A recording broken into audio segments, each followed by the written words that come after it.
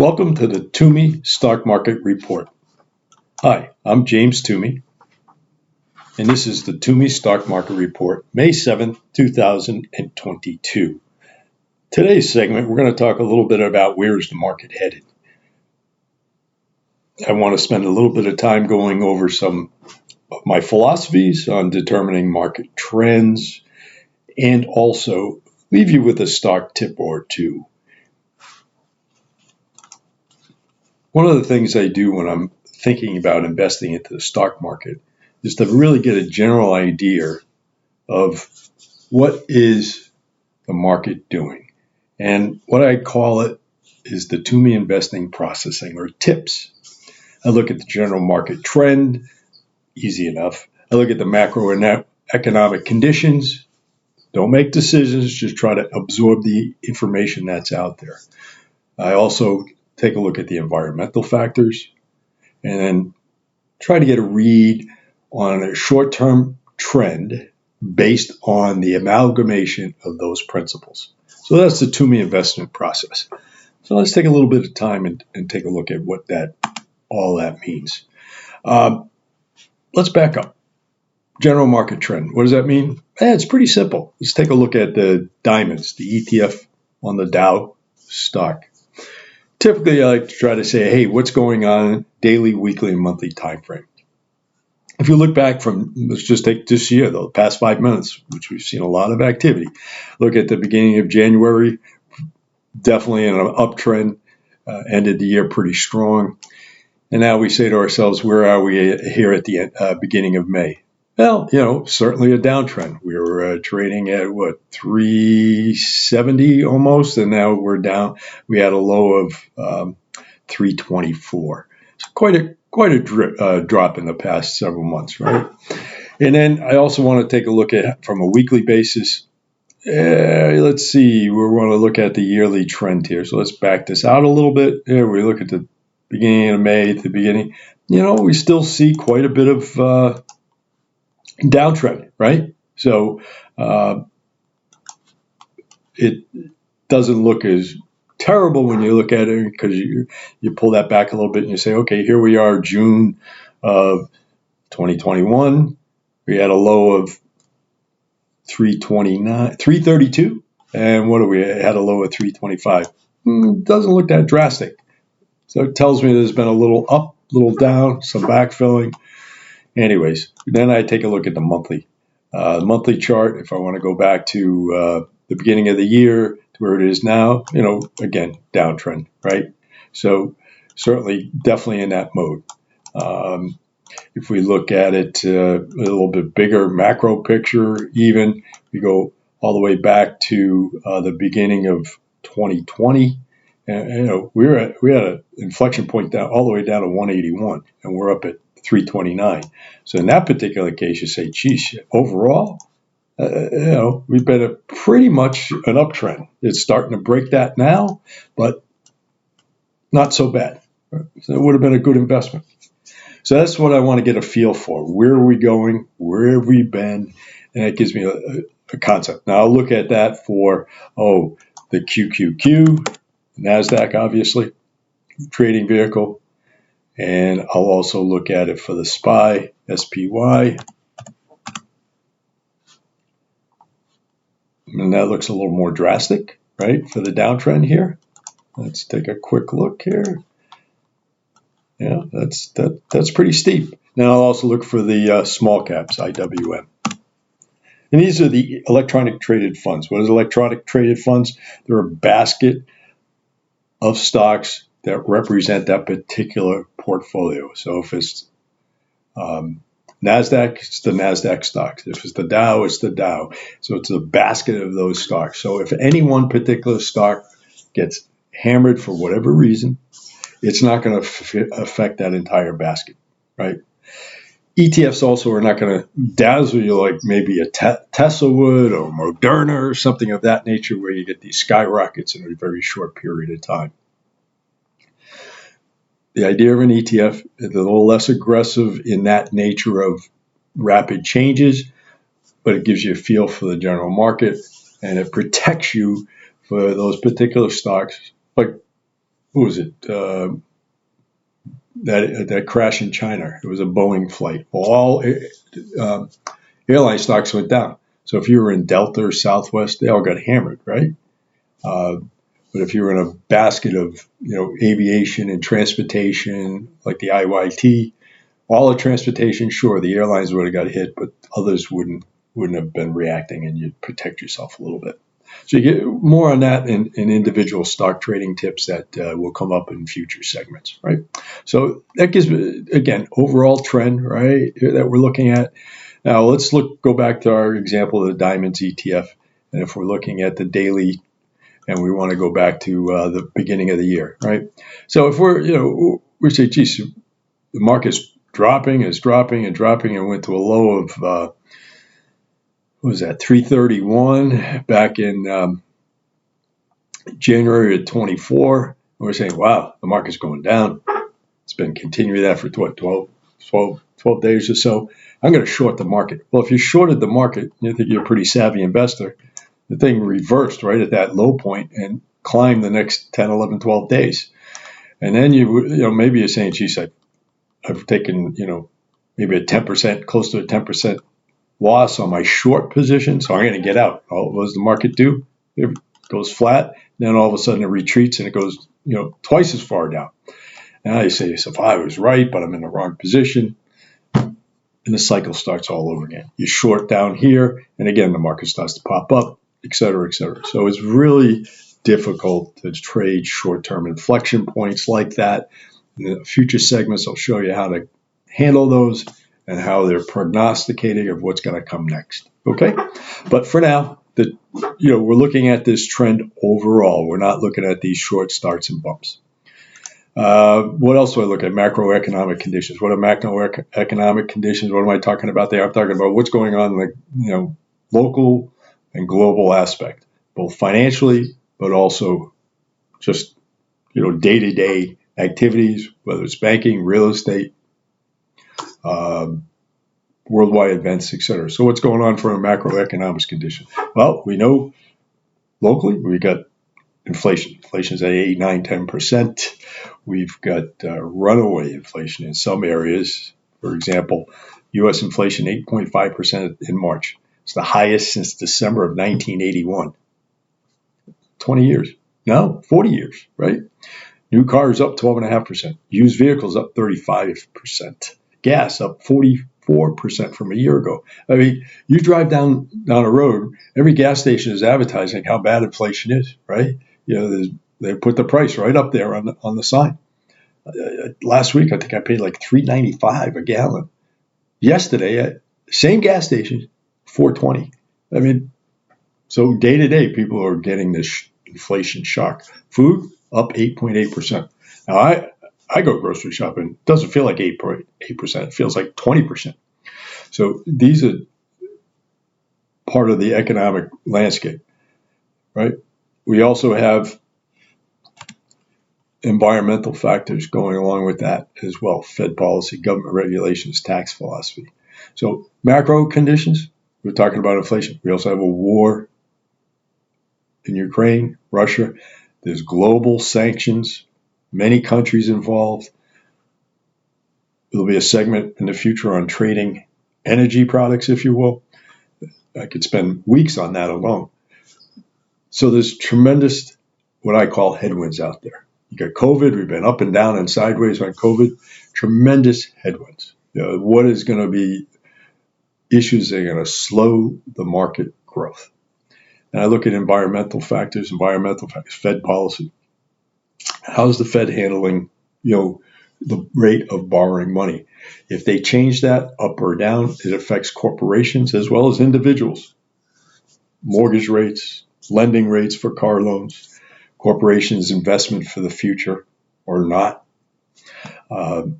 Regulations bias. Is the government pushing for increased minimum wage? Are they looking to go from fossil fuels to renewable fuels? Are they changing, regulations for corporations? Are they going to invest more or less because of that? Tax philosophy, short-term, long-term, it impacts everybody.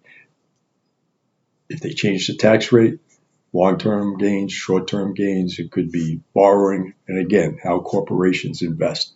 What do they do with their money? How do they borrow the money? How do they raise their money? And how do they spend it? I try to take all that, put those factors together, and come up with some type of short-term trend that I can trade and how I can apply it to what I want to trade. There'll be a future segment on how I decide to make investments or trades. And that'll be a very interesting segment because I think it's important for people to look at the market can do many different things in many different sectors. And it's very important that you choose the right sector that you're trying to trade. Is that sector active? Is it going sideways? Or if it's declining? And there's ways to trade those. So let's go back to market influences. We talked about inflation. How about the federal interest rate? Well, the federal interest rate just raised. So in the news, 0.75 to 1% is what the effective Fed borrowing rate is out there at what they call the Fed window. Anyways, with that said, inflation is at 8.5%. Well, that's a big change. Difference, right? Huge difference. Mortgage rates. They're now up at 30-year is up at 5.25, 5.5. That's if you're a good borrower, if you've got good credit. I believe it was like mid-2s to 3% a year ago. So that's a headwind. That's going to affect how people, buy and sell and borrow. Banks are getting tighter. If you talk to real estate investors out there, they're saying the temperature is definitely changing.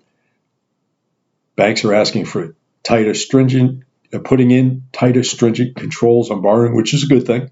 And also, too, when they see people coming to the table to buy and purchase, especially if it's an investment property, they're not coming by themselves. Now it's a pool of people. They represent investors, if you will. So it's pooling of money, makes borrowing more difficult. It's harder to get financing. It's taking longer. It's slowing down you may not feel it or see it, but it is definitely slowing down the whole buying and selling process. Some of these hot markets, definitely cooling. Bond yields rising. As rates go up, the bond yields, as interest rates go up, the yield of a bond rises. So that's changed from a year ago, 56% in some cases. That's quite a bit. Now, if you were trading that vehicle, that's a heck of a profit or a loss, depending on which side you're on, right?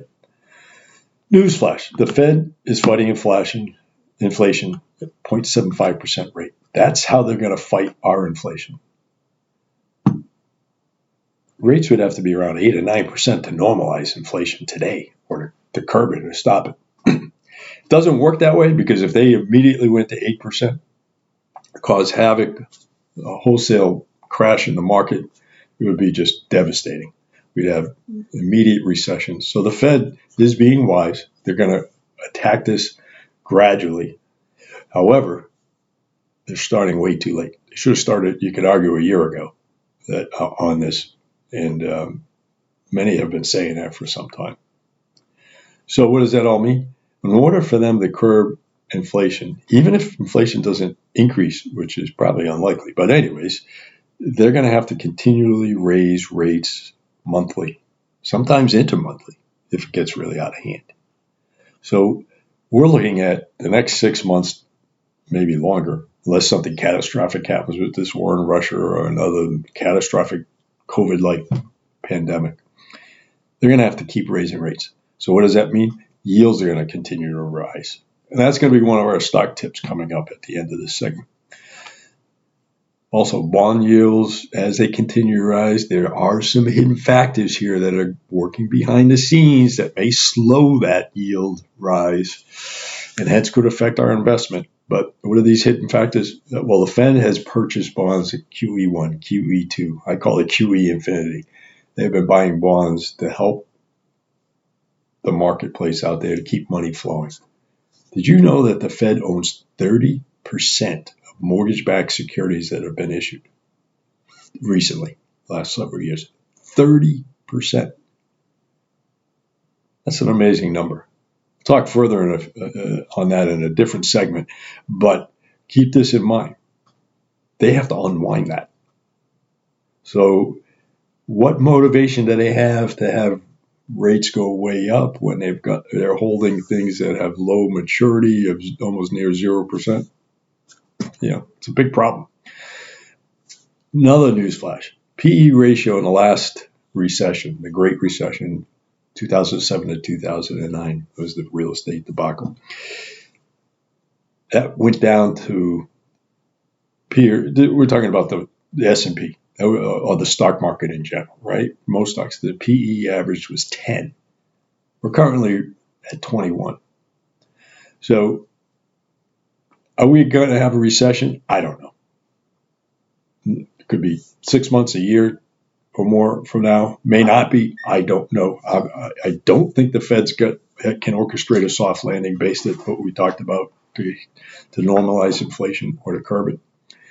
So with that said, let's assume it's going to back off.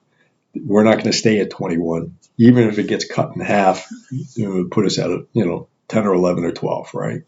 So more destruction to come. In order to get there, stock prices have to come down. Stock prices come down, your portfolio loses money. More destruction to come.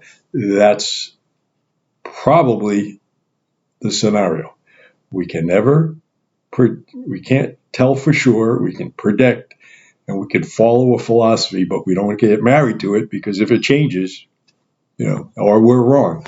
So you have to be prepared to be mobile. So what I want to do today is leave us with a stock tip, stock investment idea, or something that you can start working with. Okay. And there's a caveat to that, but just hear me out. We talked about ETFs, about a basket of stocks that represent it, whether it's real estate or transportation or biotech or the NASDAQ or the Dow or the small caps, the SPY. There's also, the 20-year Treasury. It's, the TLT, which represents 20-year Treasury, U.S. Treasury, and as yields, when bonds yields were decreasing, in other words, the TLT represented that the yields were dropping.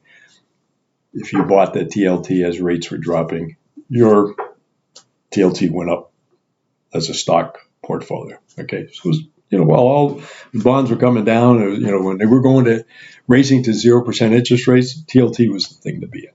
All right, there's also an inverse to that, TBF, and 2 times that, which is TBT. So TBF is the inverse. In other words, as yields rise, the TB and TLT drops, the TBF is going to, inverse of that is going to rise. So let's take a look at the TBF. Okay. Let's go to this chart. Bond ETFs, right? January 2020, TLT, if you bought it 1st of January, trading at 147. It was 113 the beginning of May. That's a 23% haircut. So let's take a look at TLT real time here. It's a daily chart. Where's January? So it was up here and then we're down here. That's a big haircut. So I'm going to pull it to a weekly. It's a little bit more easier to talk about and to see. All right, so let's see. January, it was trading at 146.9, so 147. And beginning of May, 113, 23% haircut. That's a big drop. So as yields were rising, the opposite of when we were racing to a 0% interest rate, interest rates go up, yields rise in the bond. Bingo. If you were in TLT, you would have taken a loss.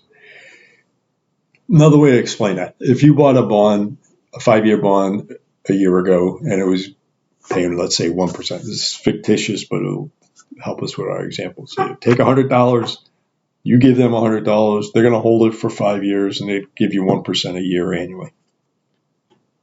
Bank that money, etc. Today, let's say you go, that same $100 5-year bond is now paying 2%. you as an investor, if you had a choice, which would you buy? You'd buy the one that's paying 2%, right? Makes sense.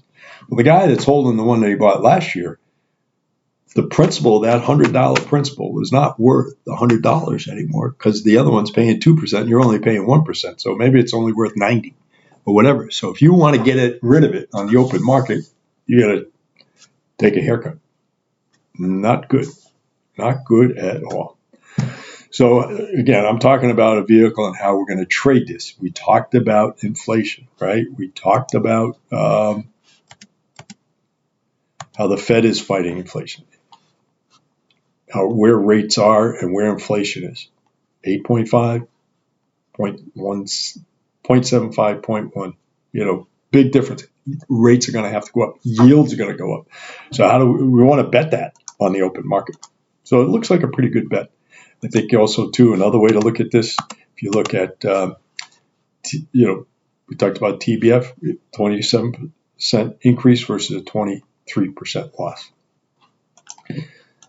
So let's see. Daily, let's go to TBF. We go to TBF and we say to ourselves, all right, well, if I go look at this graph, we talked about trends, right? It's pretty steep, right? From here to here, if you try to draw a trend line, I don't even know if I can, right? Let's this is crazy. You get steeper and steeper and steeper. Trend line, you try to get 3 inflection points. So you got, maybe we change the color here. So it's we'll make that blue. We'll make this one green. And this one red. Look at that. That's a steep curve. Why am I pointing that out? Now, if you buy, let's say you go, okay, this is great. Twomey gave me this. I'm going to go and buy that tomorrow. You're buying it at a steep inflection point. Chances are it's probably a little oversold. But we also know rates aren't coming down. A future segment, I'll talk a little bit about these inflection points, these parabolic moves, how to trade those, how to analyze those, how to use MACD, stochastic, how to use advanced decline, all these type of vehicles to come up with good entry points. Okay, but for now, let's just say it's a good time to nibble. I wouldn't go all in. I think it's going to pull back or go sideways for a little while. But there's room to grow. I really see that if I look at a monthly chart, there's room to grow. Let's see if I have that chart. Matter of fact, I might here. Let me try this. I think it's in my TBT chart.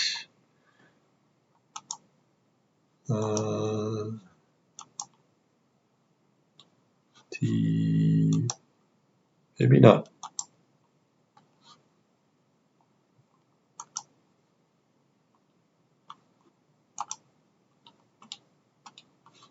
There we go. Okay, so here we go. If we looked at the TBF, let's see, back in the last recession, Great Recession, 2007, 2009, it was trading up around 50. It's down here around 20, 21 now, right? I think there's some room to grow here. That's what I'm talking about. So this is a monthly chart. We see that there's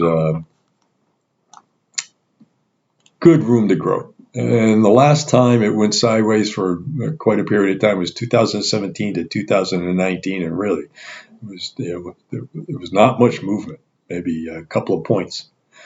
So this is probably a good area right here to concentrate on, as possibly being, the next major stopping point. So that brings us up to what, around 24, and we're at 20. That's a 20% increase. I'd take that any day, right? Is it going to get there? Maybe. Will it? I don't know. Is it going to do it tomorrow? Certainly not. So what I'm going to say is I would do start buying some and take a look at it. Here's another way to look at it. Here's the daily trends, right?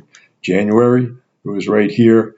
It kind of went sideways for a month and a half, and come February, it popped up, and then it came all the way back to where it started in February, and that was the beginning of March. So within 1 month, we saw an increase and a decrease back to the starting point.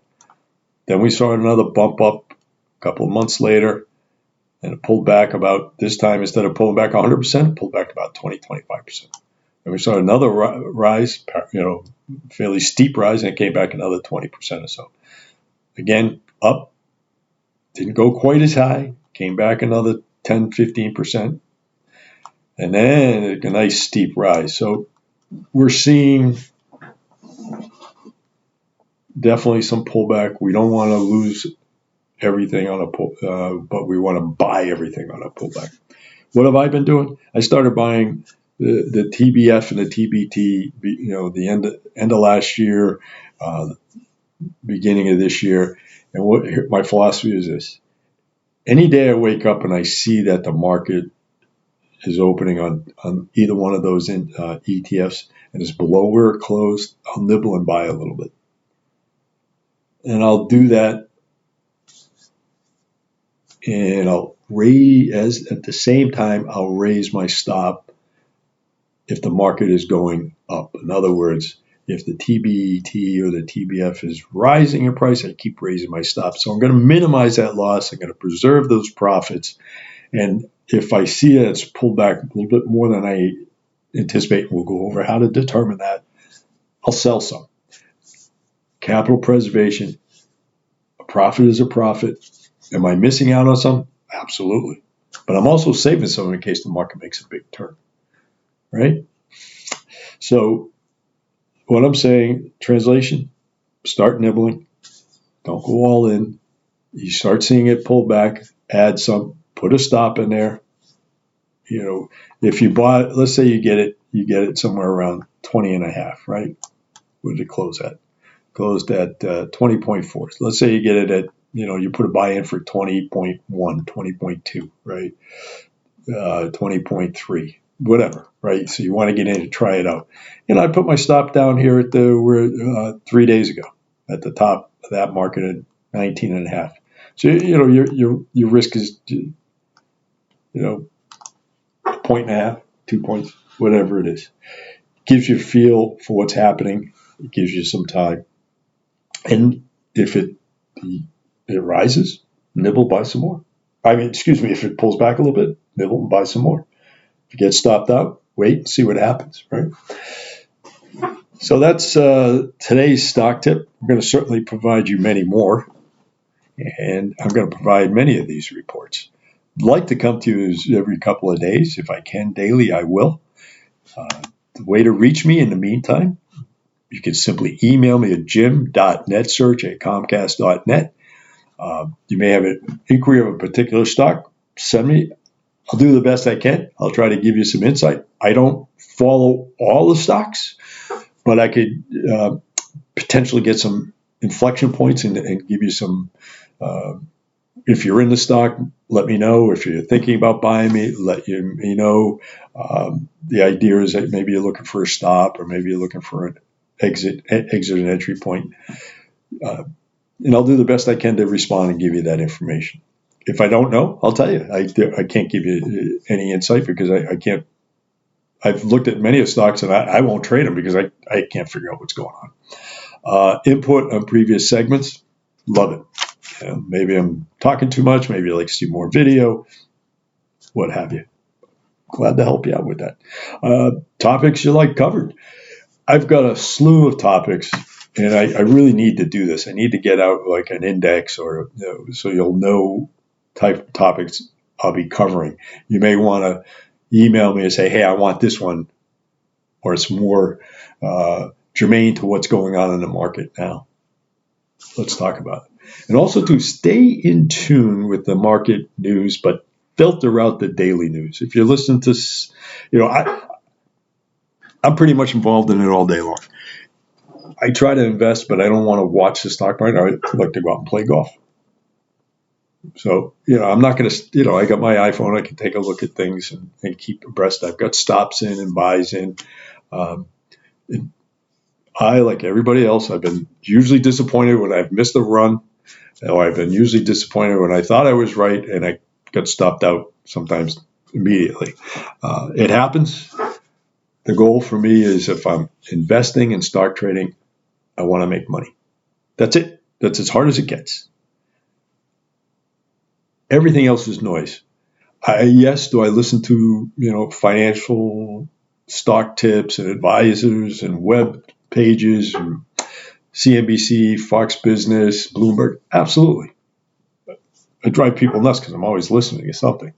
However, I'm doing it to just, part of it's entertainment, but the other part of it is I want to see what the noise is. And sometimes it's good, that plane crash in China. I jumped all over and I saw Delta, for example, was way down. It would be pre-market.